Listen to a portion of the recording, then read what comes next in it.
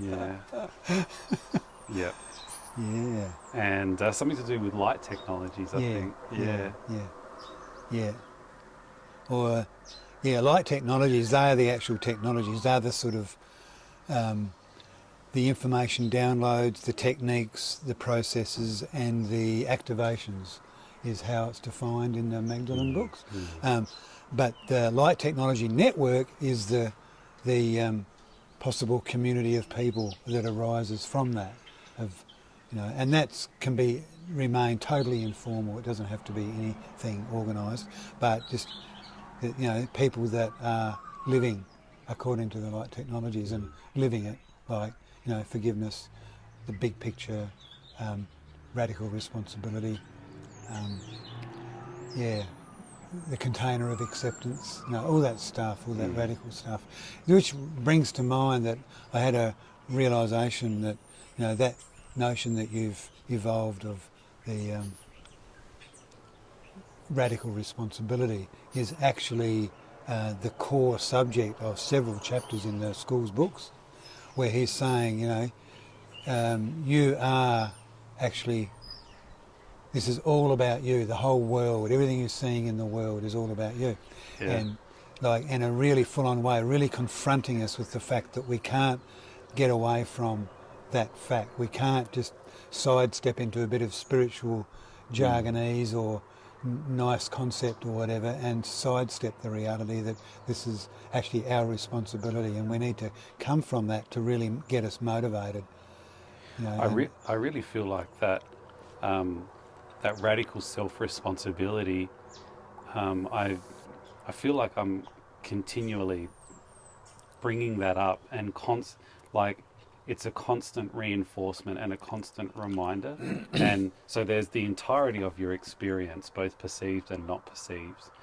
And it's like um, the thing that is expanding is just our conceivability of where we can take responsibility. Like mm, that's constantly expanding to meet mm, the the magnitude of our mm, experience. mm, So yeah, we're responsible for all of it, mm, but it's just our awareness is expanding to conceive what mm. more of it as we're ready for it. Yeah, you kind of grow into it. Because Yeah. you look at the mechanics of what's kept us ignorant of it, Mm, and that's all been really powerful catalyst learning, like being whatever role being a victim was to play to things and stuff like that. It's designed to keep you small.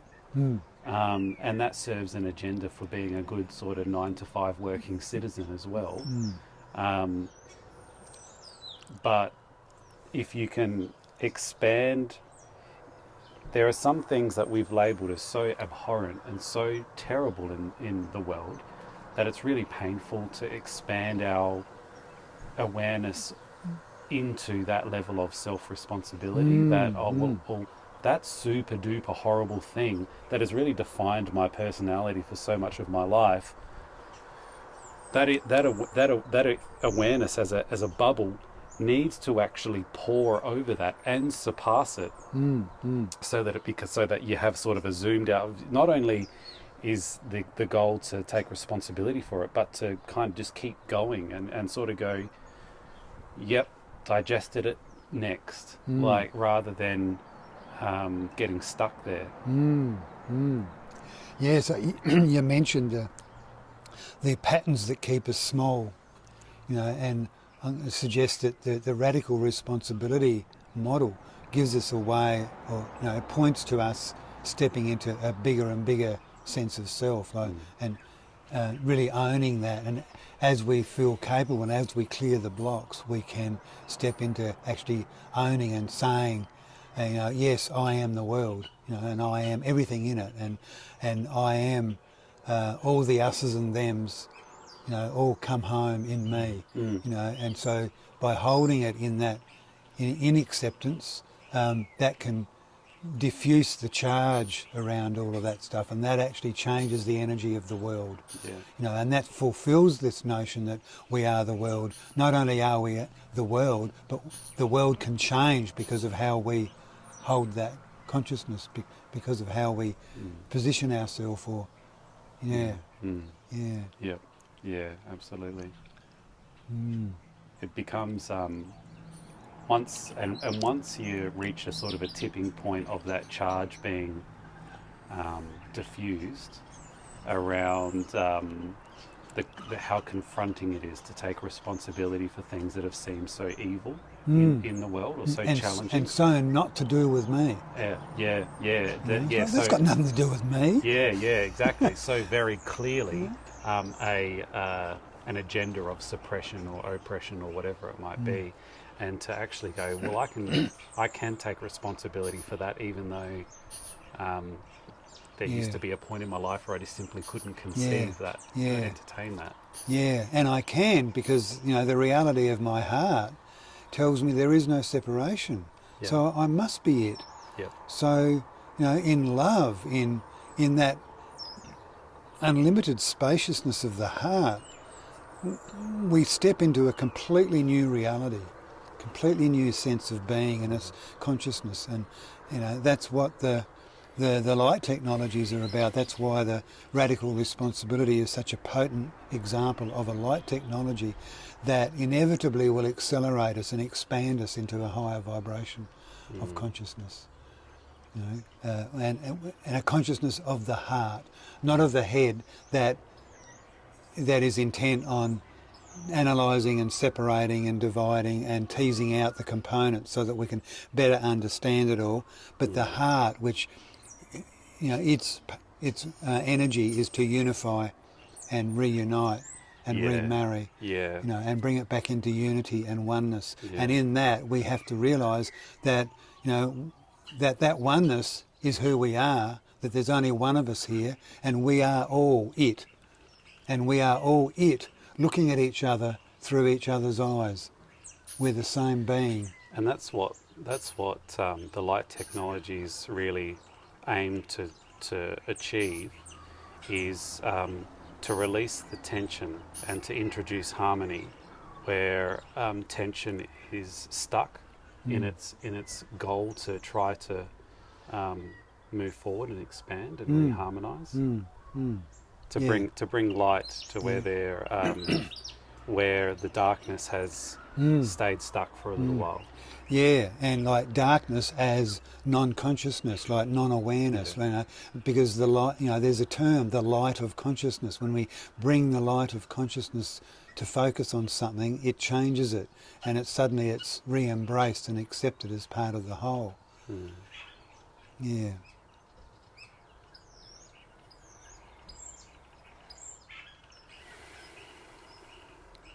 Yeah.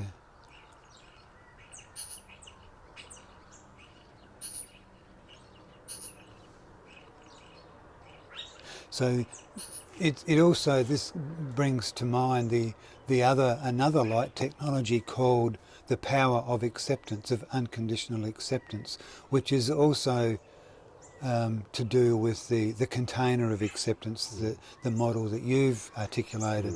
And the power of acceptance is to say to everything, including the dark and the shadows, yes, you have a place in me. Yeah. Yes, you have a place in the allness, in the oneness, which I am. And so, and as we get more habituated to that acceptance, we start to live in a different reality, which doesn't consist of the dramas that arise from separation, and the pain that's involved in separation, and the alienations that are involved. Rather, it's a reality that arises from unity. And so it becomes a constant unfolding of love, and a constant extension of love and all the other attributes of the heart, like causeless joy and inexpressible peace and insight and empowerment and courage. And these are all qualities of the heart. So these light technologies, even that simple one of acceptance, of unconditional acceptance, can also be expressed as living in a state of absolute non-conflict. These are light technologies because they change the patterning of our consciousness and create another, accelerated frequency of existence. It's another world. It's like, this is what's called the soul in a lot of traditional spiritual and religious writings. The soul is the conscious awareness, or the soul is like the actual state of consciousness we live in, and the unlimited soul, the unlimitedness that we sense is contained in the word soul, is in reference to the many dimensions and realities that we have access to beyond 3D, that we're not just 3D beings. So this whole path is about realising and stepping into this enlarged identity, that we're not just the 3D self, we're not just our self-concerned thoughts and feelings born of separation, but we're also the inner observer, we're also unconditional love, we're also acceptance and radical responsibility, and from that generates a whole new reality that takes on a completely new dimension when we seek to reach out to each other and relate in that space. That opens a completely different, consummately living dimension of this experience. It's not just me and my private meditations anymore, it's us. It's us. Yeah. And we're all in this together. Yeah. And that is life-changing, and that is world-changing. It's world-transforming. Yeah, and that's what the light technologies are about. Good. It is good. It's really a natural extension that in ourselves, if we're able to experience broader aspects of ourselves outside of just the personality self, which can be our defining experience until it's not, that it would mean that when we connect with a community that have connected with their broader original channel, or whatever you want to call it, that there would be avenues of relating that open up as a result of that, and that's kind of giving a articulation to the Tuesday night Zoom calls that we have, where when we all jump onto those, it's uncanny, because something based around voice and video catch-up, you would think would really promote a pulling out of that personality aspect, where you kind of need to be thinking about what you're going to say next and wait for your opportunity to jump in, and those conversations where you see that sort of thing pop up, because the personality self is really, it's recognized that hey, this is an opportunity for me to kind of press upon this group of people those aspects that really reinforce my personality, and those attributes that identify how I tell a story to myself of who I am. And I need to sort of push that out there so that so I can close that loop around this pattern that I'm telling myself, this story. Yeah, and get other people's agreement. Yeah, exactly. Tacit agreement. Validation. Yeah. And yeah, funnily enough. But we've got Alice in our group who keeps saying, yeah, but it's just a story. Yeah, well, so that doesn't get much of a momentum, really. We've got that fantastic sort of circuit breaker, or that reminder there. And that's a light technology. These are things to disconnect us from unreality and help us orientate to this extraordinarily transformative reality that says there's only one of us here, and we don't have to get stuck in our story of separation and limitation, that we can open up to who we really are and realise that there's an expanded version waiting for us. This is the answer to all those kind of best practice ideals that we've been floating and developing for decades now, of group coherence and unification and unity consciousness and synergy and mutual commitment and just all the things that are the ground, the sort of underlying principles of a really functional culture. But we're finding that the key to letting them manifest and kick into action is for the group and every individual in it to let go and stop trying to force it. Not bringing those notions. Not saying, "Hey, let's do group synergy this week." We're not doing that. We're just surrendering into the emptiness of the moment, and group synergy happens automatically. And that's the amazing. Probably one of the ultimate light technologies is the technology of self-emptying, of being nothing and nobody, and allowing what comes to come. Because we find that all the good things we've ever dreamed of will come in that space because we're allowing it. And because the soul, the heart's desire wants to manifest. But we've got to create the space for it to be able to manifest freely. And it does. That's the good news. It does. We just have to get out of its way. You know? And that's the key teaching to all of the liberating teachings and spiritual paths of self-realisation on the planet is we need to get out of the way. There's something greater and more amazing and more loving and more nourishing that wants to kick in, but it can't unless we get out of the way and allow it. Yeah. You know? So that Tuesday night group was based on this notion of allowing. So it's been, a really valuable exploration of those possibilities. Yeah, what I noticed there is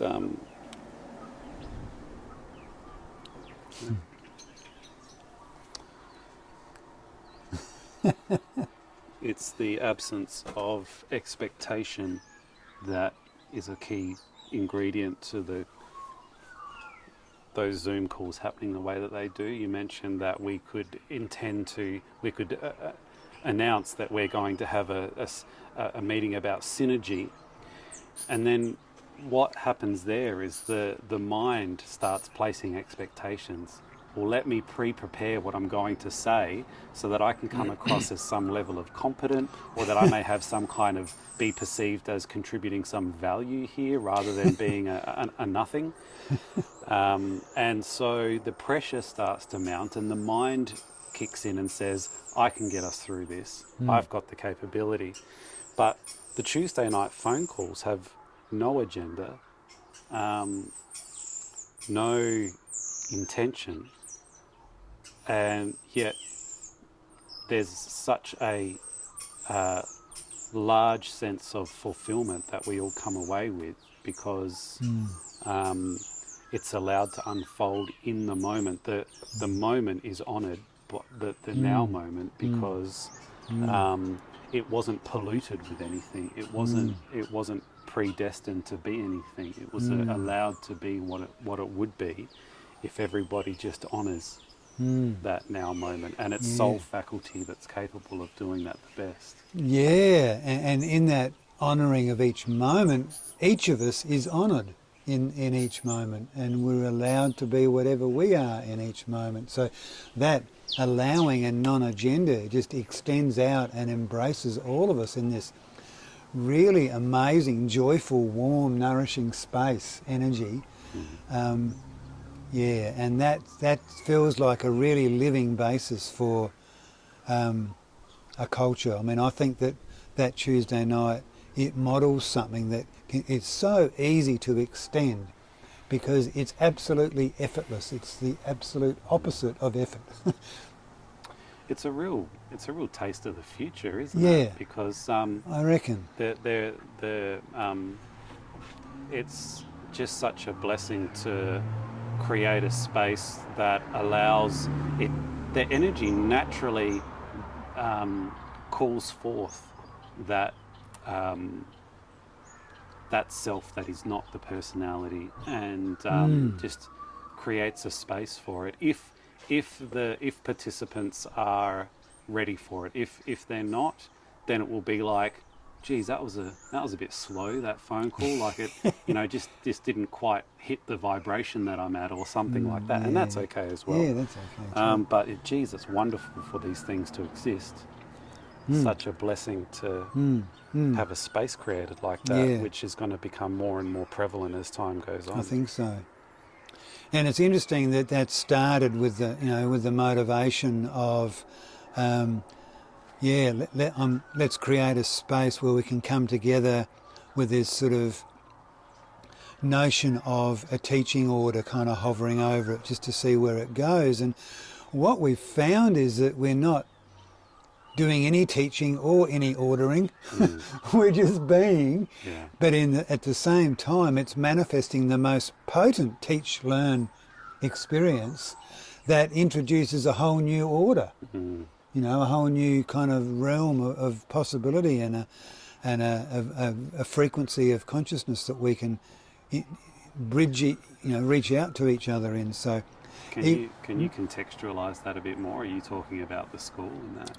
No, I'm talking about like the fact that the teaching Tuesday order. Night group was initiated. Yeah. Like I asked you and Christina and others on the Friday morning group, if people would like to come together, just on this loose notion of a teaching order, but at least just to see where it goes. And this is where it's gone. It's gone into a totally spontaneous experience that renews itself every fortnight.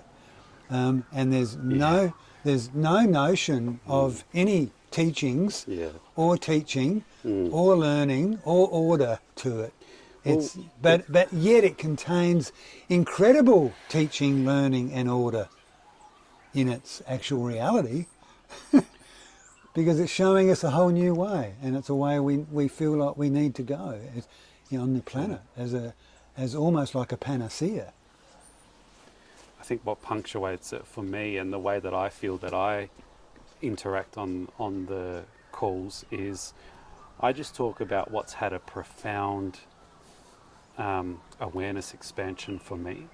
Like for me, I'm sharing the insights. Like somebody goes, "And how are you?" And I go, well, and because there's such an incredible level of allowing in those phone calls, I see it as like a sort of a deep, like, what is it called? Mariana's Trench? The deeper, like instead of just sitting at the surface level and, good, thanks. Or, oh, not much. I kind of, on that phone call, I go, right. This is it. I go straight down. I go, what's really, really, really real for me at the moment? Because I know that the environment on those phone calls not only can handle it, but it calls for it. It loves it. It nourishes it. It's celebrating it. It's what it's about. Yeah. No, it is. I just really get what you're saying. Like, when you or others ask, about me, and it's like it's a real chance to like get really real about it. And so, by sharing, the essence of what we're learning and what we're experiencing and the challenges and that, we're really articulating and building this body of resonant patterns and resonant techniques and processes and understandings that we're all coming across, that put together make this amazing kind of platform of light technologies, of methodologies that raise our vibration, that help us heal, that help us integrate, that help us become who we really are, that help us understand our relationships and learn from them. And like, it's just so win-win. Yeah. It is so win-win. This level of interaction that we've stumbled into is win-win. I mean, we could, set our agenda like, we're going to explore what win-win looks like, but we don't. We just create this allowing space that manifests win-win. It allows win-win. It's just, everybody is so uplifted. Those Zoom meetings started off at an hour, And we've been known to stretch them out to 3 hours because nobody wants to leave. Yeah. Because it is so nourishing. And even when we're tired, when we arrive from the day or the week that we've had, we are so energised in that. So yeah, no, it's an incredible experience, and there's so much to share from that, of like, this is a model, this is something that several people are finding each in their own way, that it is so beneficial that this is a model that can be duplicated anywhere. And this is how the light technologies work. We work with where we're at, we work with what works, and we model it and we experience it and then share it. And it's just so good, because it's, if the reality is there's only one of us here, and in that self-love space I find something that works, it's natural that I'm going to want to share it. We want to extend it out. The soul, the true self, wants to share by extending out the gifts that we're receiving in utter love and gratitude, and to share them with other people, to help the upliftment, to help this shift that's happening on the planet into another vibration of consciousness, which is love, which is empowerment and wisdom, and the application, love made practical. These are the light technologies. Yeah, it's just such a blessing to be part of it, and to be able to do this session now with you, Steve. It says as a spin-off from that and a part of that. It's just amazing. It is so answers my soul and my heart's yearning to be part of this.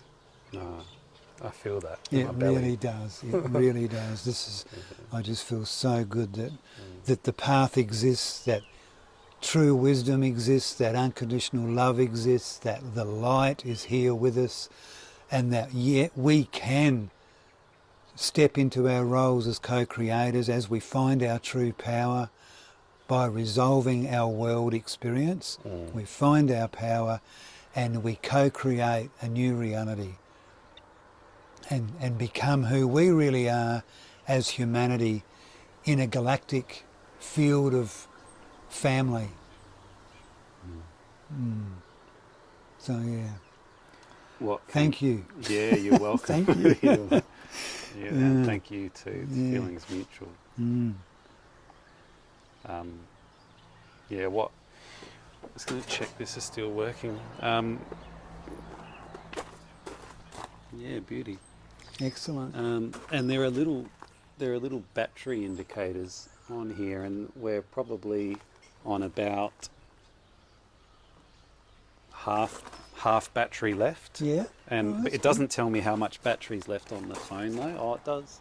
There's a tiny green dot, but that's only to say the camera's being used. Yeah. What came to mind there when I was listening to you talk is that I don't know if it's when you move into the when the personality self is able to realize that, or it's not the only self that we are, and through a self-acceptance practice or whatever it looks like, that the awareness is able to come into the body and it's not afraid to anymore.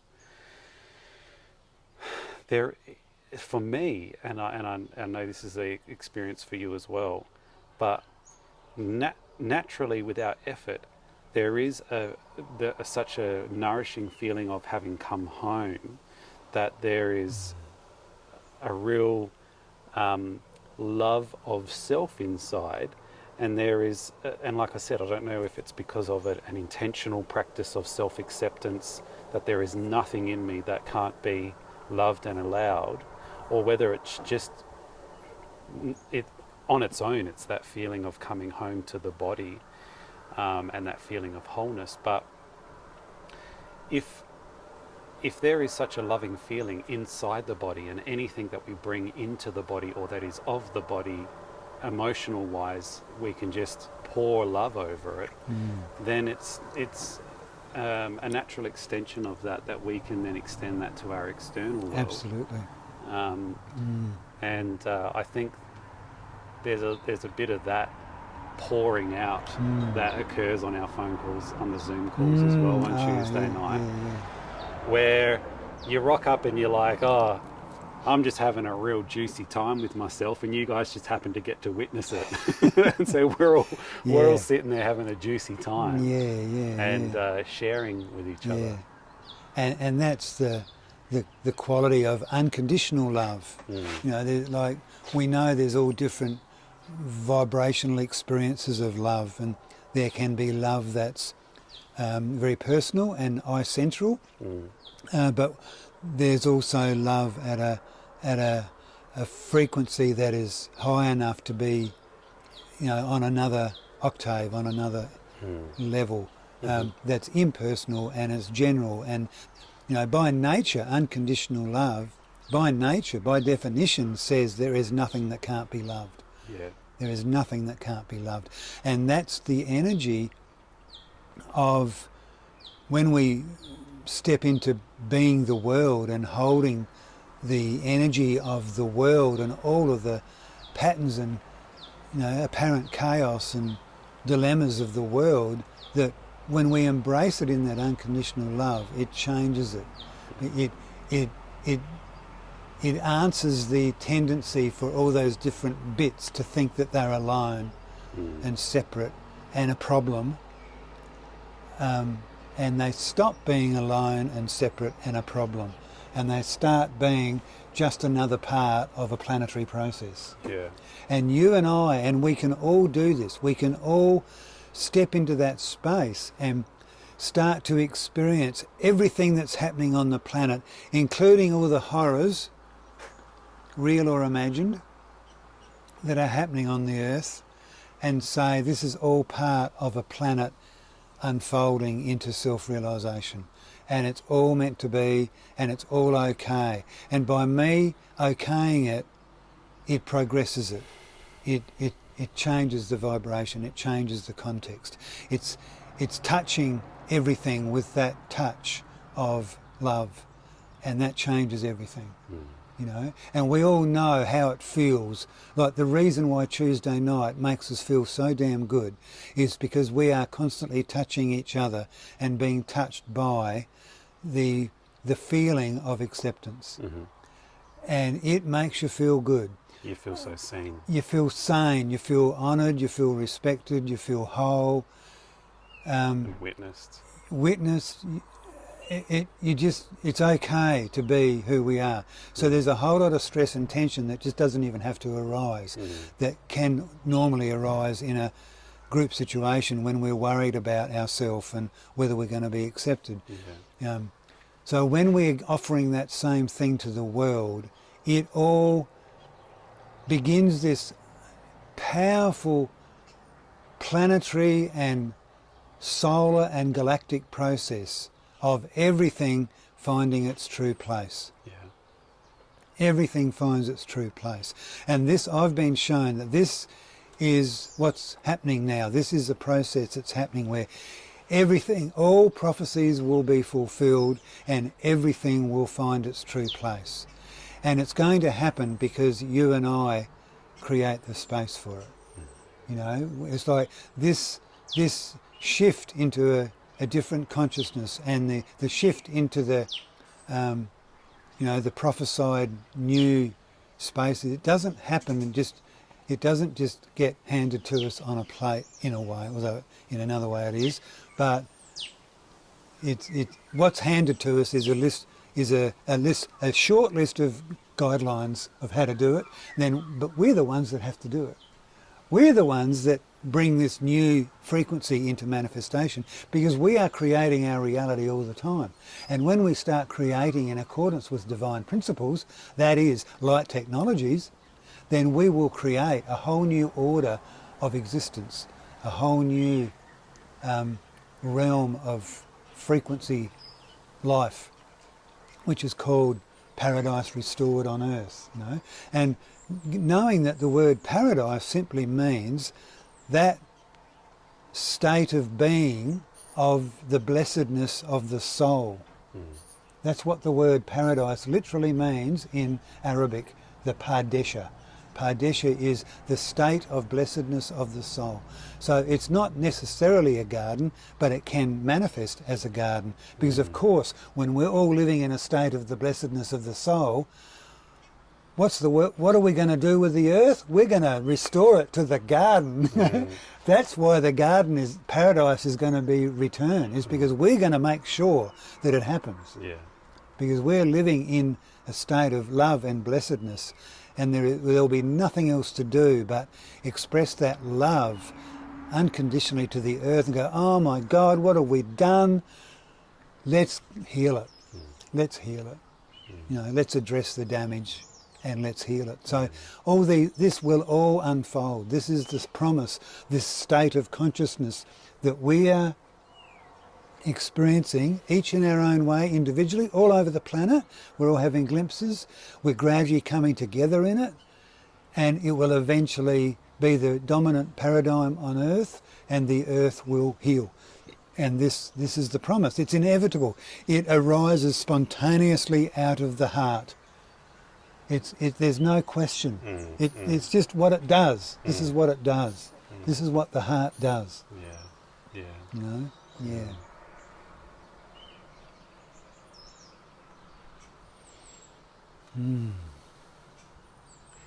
It even feels a little bit silly having to say it's inevitable, it will happen, because of the nature of the illusion itself. That the whole thing is a show for the sake of having experience, and creator seeing itself and experiencing itself from different angles. So yeah, like it's all constructed from love, and so to say love's gonna win, like it's like what else is there? Spot on. And it's not sort of bypassing or, you know, failing to face the darkness. It's just when there's an awareness, when there's an expansion of awareness to a certain point, you kind of think, well, what's actually holding the whole show that's going on? Yeah. And it's like that image you said, like when a balloon's held down underwater and suddenly the force that's holding it down is released, it naturally ascends into its own element, which is to float. And it's exactly the same. It's effortless. Once we realise that consciousness, it's not a matter of love winning. It's just the given nature of love. This is what it does. And that for us to have this experience, we actually have an arrangement with those higher aspects of ourselves, and they agree to actually keep the balloon underwater. So there's actually assistance to keep the illusion going for the sake of the experience that we wanted to sort of jump in and have a bit of a yahoo with. Oh, look, this conversation just fills me with so much joy. That the sublimity of it, and the transcendence of it, and the actual joy at the realising reality, and you know, the promise of who we really are, and you know, this can be done together, and that, you know, you and I, you know, for all our hedging around and meandering over the last weeks and months of, you know, the fact is we are ready to do this right now, and it's happening, and it's fantastic.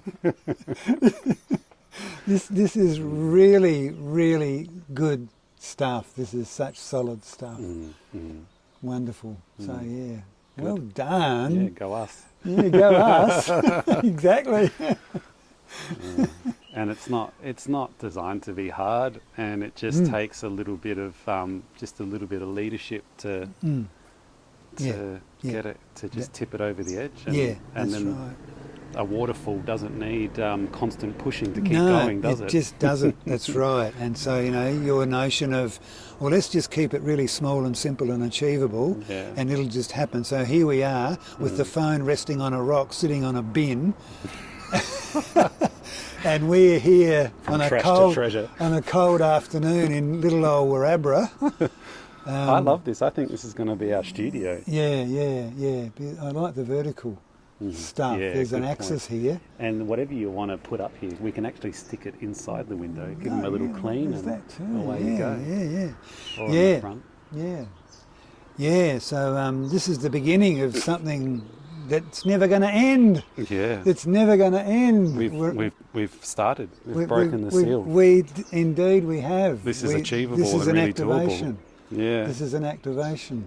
And we can Yeah. access in our body and in our being what it is we want to talk about without getting sort of jammed up by the fear or exactly. or of the feeling like it's a little bit clunky or artificial or something like that. It's I love the naturalness of it. You know, and like it's just amazing, like you mentioned, like not getting blocked up with the fear. Like it's amazing to think that it's like, goodness me, about 15 hours ago that I was having this huge, very tearful emotional release around just the grief and the suffering of not being able to do what I felt to do in my life, you know, because of health issues and emotional issues and all different stuff that, you know, I actually obviously agreed to. But it's amazing that was an activation, you know, as we both know, that was an activation in itself. That was a necessary process to get to here.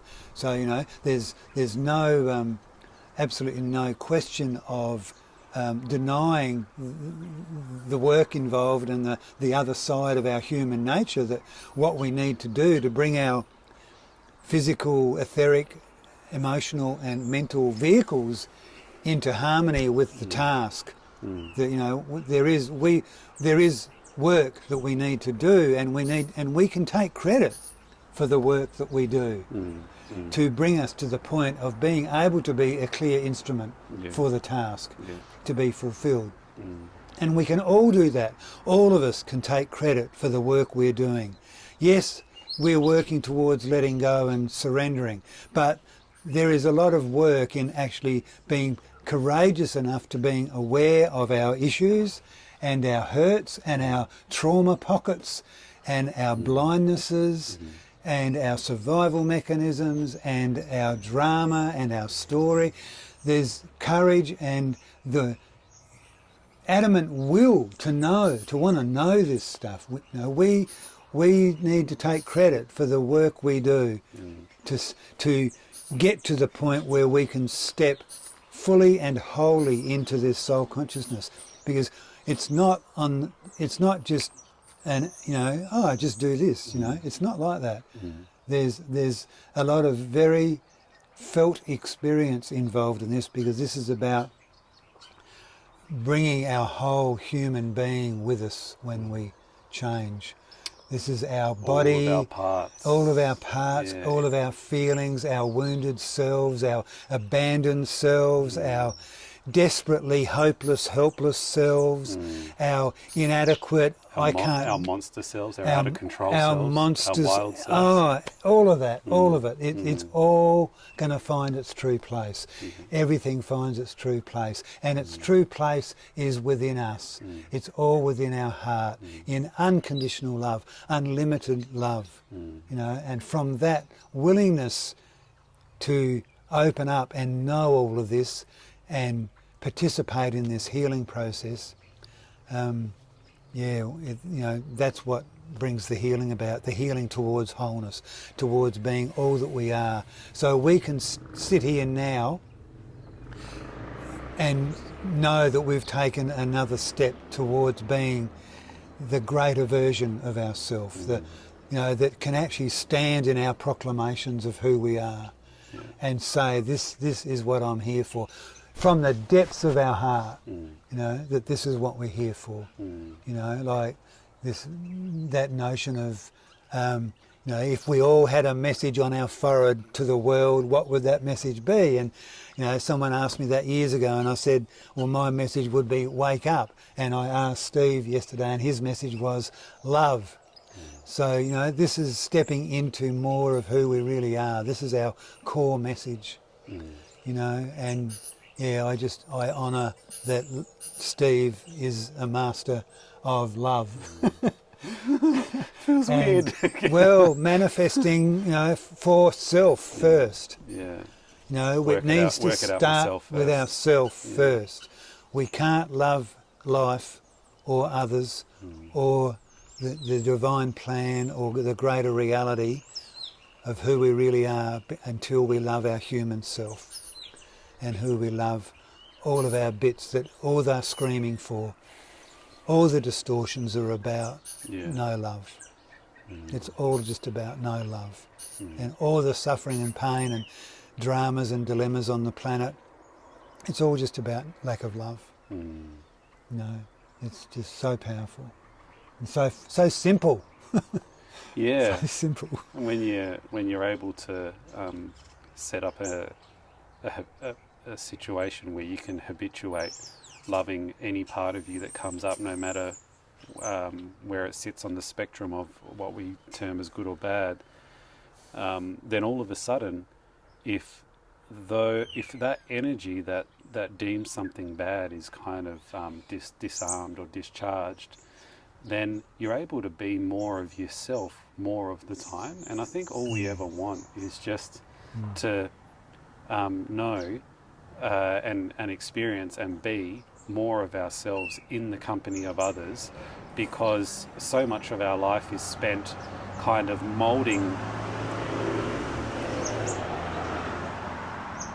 and shaping the personality self in order to strategically adapt to how we think will best be accepted.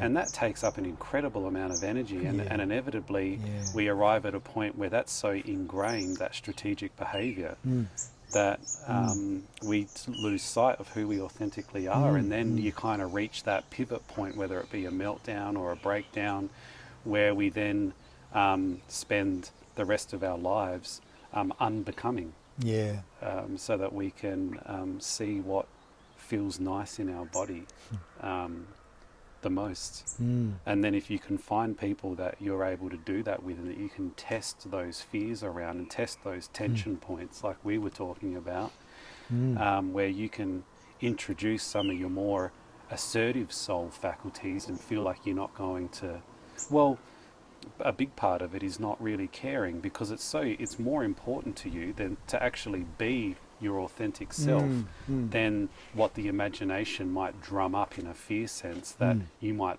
lose a friendship or this or that. The importance of actually adhering to our true selves is so important that if we were to lose a friendship, you can face that imaginative fear by saying, well, if I lose the friendship, I lose the friendship. And the funny thing is that the tension that releases means that 9.8 times out of 10, you're not actually going to lose the friendship, because you're actually going to be respected, and that person will have will know that you're more in your integrity, because they can sense that, whoa, shit, this person's sticking to their guns. And I think inside every person is part of them that's watching out for somebody that lives really in integrity, and they can recognize it, even if they haven't seen it before. They can sort of recognize it, and I think that's what protects us from those authentic parts of ourselves expressed, resulting in us being alienated or ostracized or whatever. In fact, the opposite happens. Other people get it. Because it lights, because when you share your self-awareness, it illuminates other people. It gives them the permission to go, oh shit, well, if that person's not being lynched and burnt at the stake for expressing their authentic self, then maybe it's safe for me to come out. Exactly, that's what I was going to say. It gives other people permission to be true to themselves, and reminds me of an American Indian kind of wall chart that had, are you, how true to yourself are you? I don't want to know about your sun sign and your rising sign. I want to know, what you'll do when you see injustice, or, and one of them was like, are you prepared to disappoint your friends in order to be true to yourself? That's huge. That's huge. Yeah, and it's like, if in doing so we lose a friendship, was it really a friendship to start with? And this is where this raises the issue of what true friendship is in this new unfolding paradigm of unconditional love and soul quality. it's not as flimsy as what a personality-based friendship is. No, that's right. Well, it's Because it's a unconditional. personality-based friendship says you need to, like, let's both fulfill these conditions and these stories that we tell ourselves. Let's Yeah. keep them going. Yeah, yeah. Don't challenge them, Yeah. and then we can be friends. Yeah, so I'll support your ego and you support mine. Yeah, yeah. Yeah. But the reality is, when you're not doing that, then you're willing to hold somebody in constant adjustment that they're in the process of with themselves. Yep. Yeah. And still say, I'm still going to be here. Absolutely. If you if you do something that's a bit controversial or like you sort of hurt my feelings because you're feeling out how it is to be a different way, like, no worries. Yeah. Because I've developed a system of self-acceptance in myself. So if somebody else chucks what I consider to be a bit of a tutti frutti or chucks something at me, then so long as I can feel their essential nature and essence, then my understanding of the process that they're going through, because I'm going through it, is, you can pull that compassion out quite a lot easier than if you're just in your personality. Oh, self. absolutely. That's the nature of it. Yes, the personality kind of offers love or whatever as in its own image, which is conditional, and it projects it out. It doesn't. Whereas the soul extends. It rests in its own innate qualities, and it just, in joy and love and generosity, it just naturally wants to extend it out and embrace all others in it. Yeah. What you're saying reminds me of a feeling I had when I was a young adult, that, it's like, because I was very aware of going through these pretty crazy spaces that others around me, I didn't see others around me grappling with the same things. Like, I just felt like I was having this endless identity crisis of not knowing who I was, because I couldn't find an external image that fitted, and that's all I saw around me was external images. There was no enlightened information in my life at the time. No books, no people, no teachings, no YouTubes, no podcasts, no internet, nothing, back in the early 70s.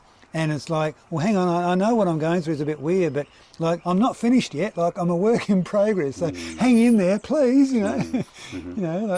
So I needed that unconditional friendship. And so that really tested out the people that could handle being in my life, because it was only the ones that could sense the core values that were going on, I had no idea. Those people that were sort of fringe enough. Yeah. So I very much lived on the fringe, and because they were people that were open to the unusual.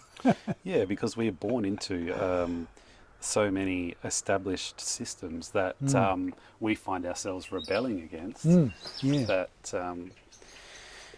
you feel like a stranger. Well, how's it all looking? It's still going. I think we might call it, because the mics are flashing that they're going to go flat, and also there's low battery on the phone. Oh, yeah.